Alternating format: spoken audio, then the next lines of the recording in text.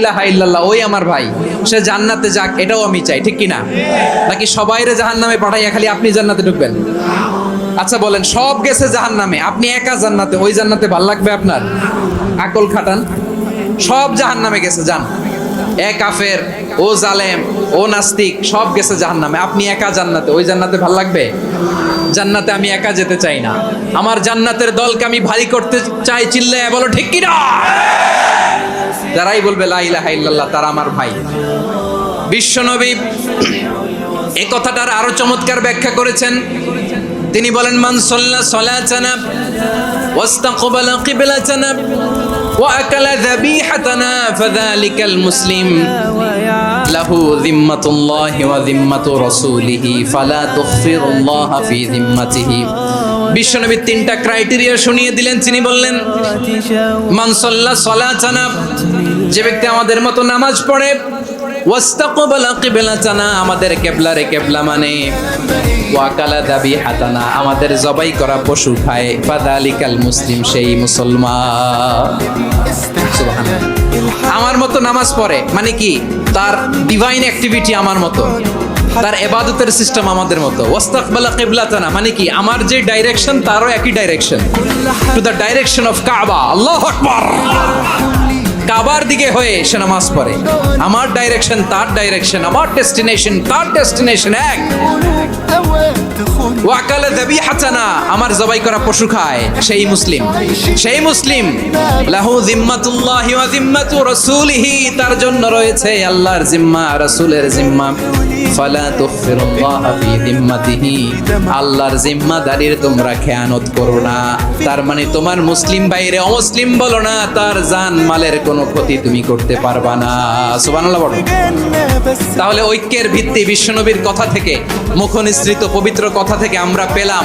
আমার আঙ্গুলের দিকে তাকিয়ে আওয়াজ করে বলো পেকুয়ার ভাইয়েরা, ঐক্যের ভিত্তি কয়টা?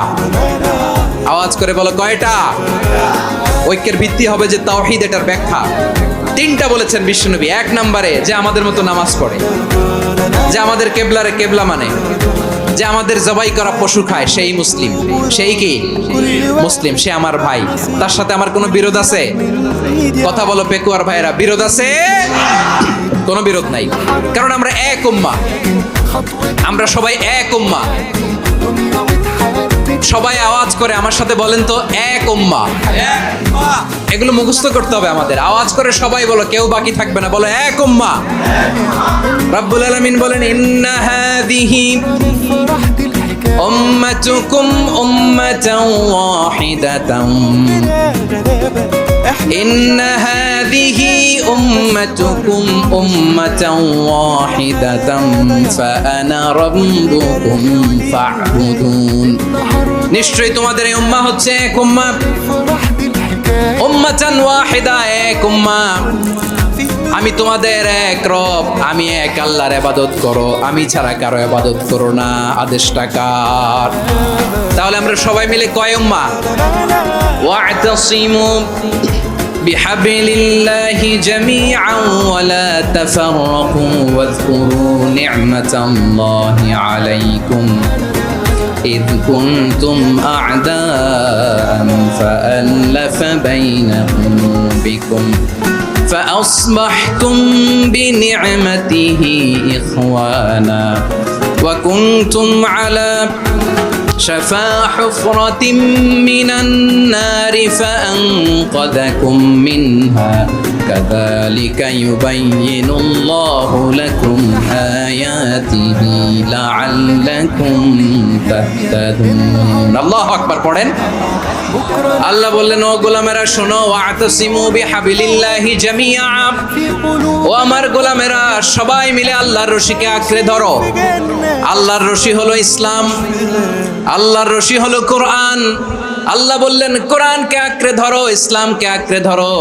একা একা আঁকড়ে ধরলে চলবে না, জামিআ, সবাই মিলে আঁকড়ে ধরো। এই আদেশটা আমাদের জন্য দান করেছেন কে? আল্লাহ তাআলার নির্দেশ, ওয়া'তাসিমু বিহাবলিল্লাহি জামিআ,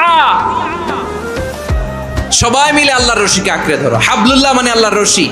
হাবলুল্লাহ মানে কি? রশি।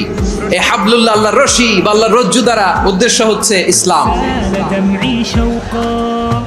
আল্লাহর রশি দ্বারা উদ্দেশ্য কি? তাফসিরে অনেক ব্যাখ্যা এসেছে।